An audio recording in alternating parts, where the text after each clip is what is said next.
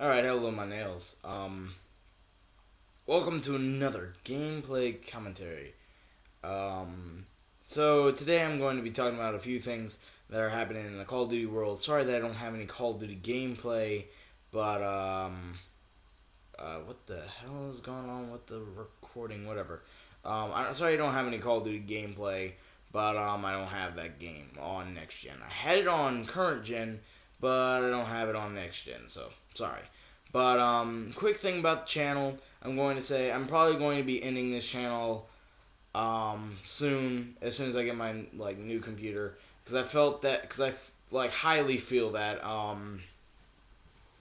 this channel kind of had a bad start, and I didn't get to start out fresh like I wanted to. Like I wanted to really start out fresh with Hammer Plays, and I didn't really get to do that. And those of you who like my content, when I do switch over to a new channel that I've actually had for a while, but I never used it, Alpha Site, I'm going to give you guys a link to that, so whoever still wants to keep up with my content, you can go watch that. So anyways, to the Call of Duty news. So today and throughout, if y'all don't know, Sledgehammer Games is making the new Call of Duty. Don't think I got to be able to talk about this, but so there was leaked information basically at first that Sledgehammer was going to be developing a new Call of Duty so that Treyarch and Infinity Ward and Sledgehammer could have more time to make the game, so they can make things like better graphics, more new ideas, take more risks, and still be able to push out a Call of Duty every year and still make it good. So the whole thing, everyone's been kind of worried about Sledgehammer Games. Sledgehammer Games worked on the campaign mode for Modern Warfare 3, while Infinity Ward made the co-op and the the multiplayer. So Infinity Ward made that, while Sledgehammer was making the single player, because Modern Warfare 3 did not start development for, I think they started late development, and that's why they needed help. So, anyways, yeah, that's the whole story behind it. Anyways, so, a few things have leaked. There's this guy on Twitter, and Ali has covered this, so this is why I'm bringing this information to you, because I wanted to talk about it.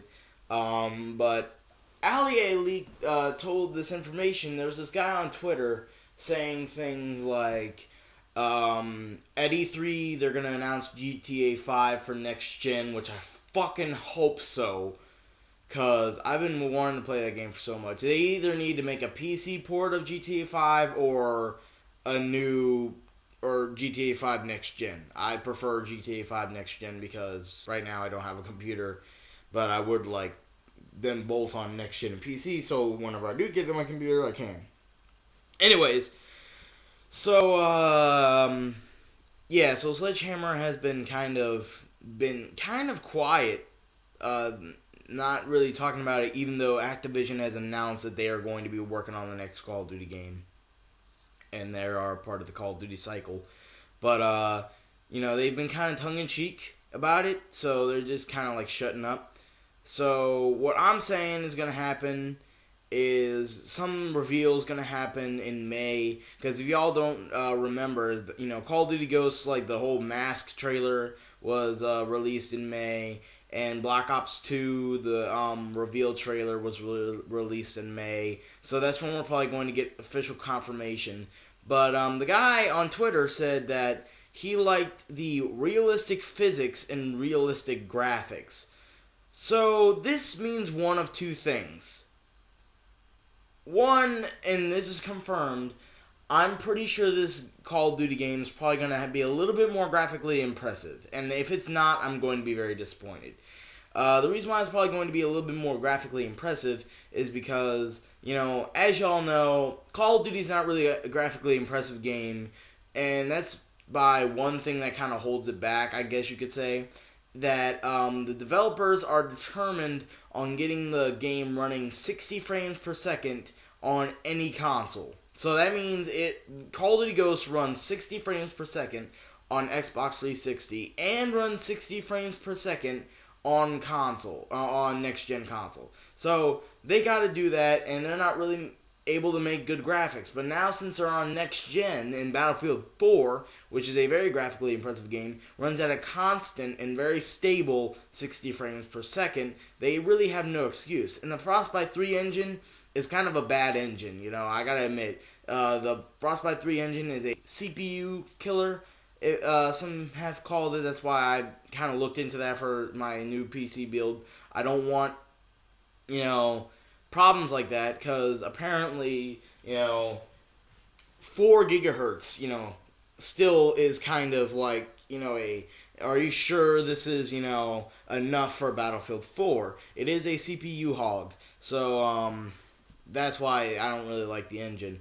But, yeah, but that game, Battlefield 4, is able to run, like, near ultra, maybe, like, high settings. I think ultra settings, from what it looks like, it looks really good.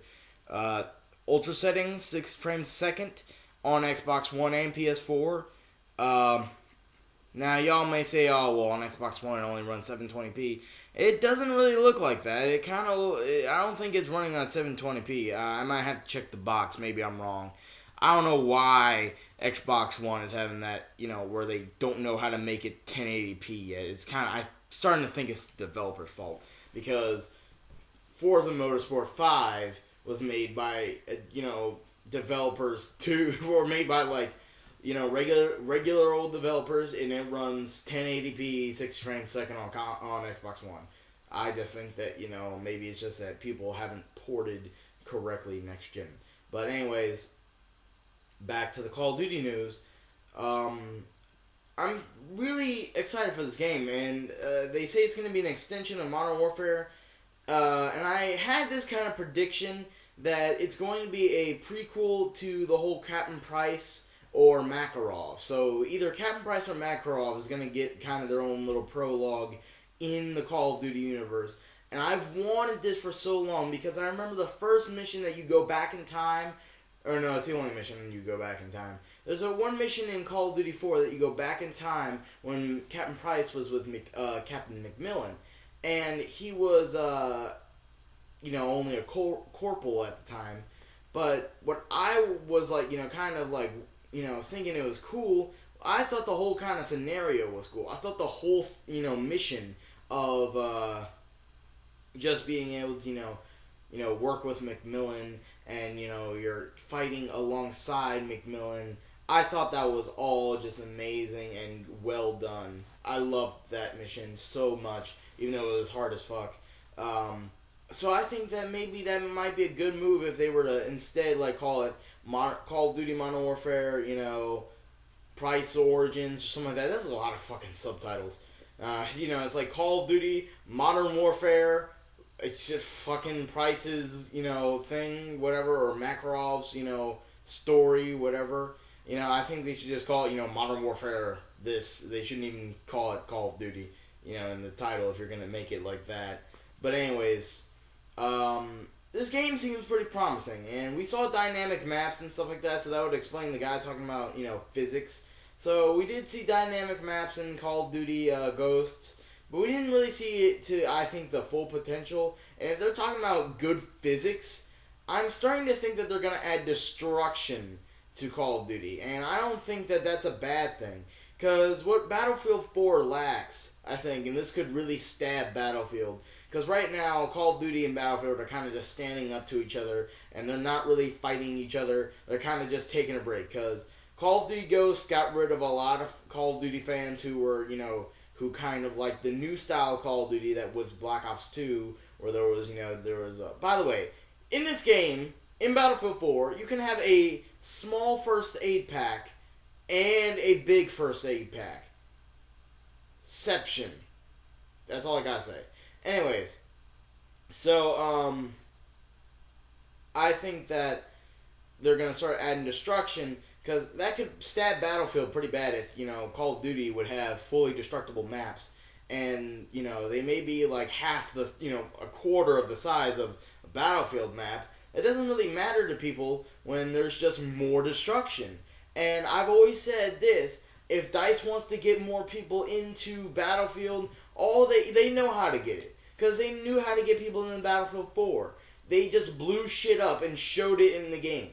They blew shit up and showed it in the game. Now Call of Duty probably got a little bit more people hyped for the multiplayer when they did the same thing. But imagine that amplified to the point where everything is destructible, and in one point, maybe if like you're playing a long game of like Sabotage or something like that, and the game's been lasting a long time, eventually the map will be pretty barren.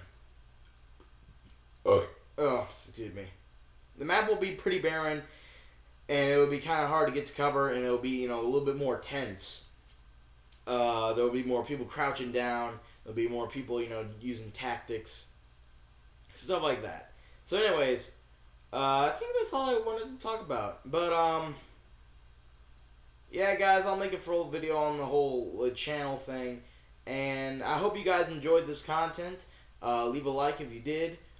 Tell me what you think about Call of Duty's, their whole, Sledgehammer games and stuff like that. Tell me what you think about it. I like to hear y'all's opinions. I like to read y'all's comments. Tell me what you think about it. Tell me if you think it's a good thing or a bad thing, or do you have your concerns, or are you full all the way? This is a great idea. What do you think? What do you think ideas will be placed into Call of Duty? Do you think there will be destruction?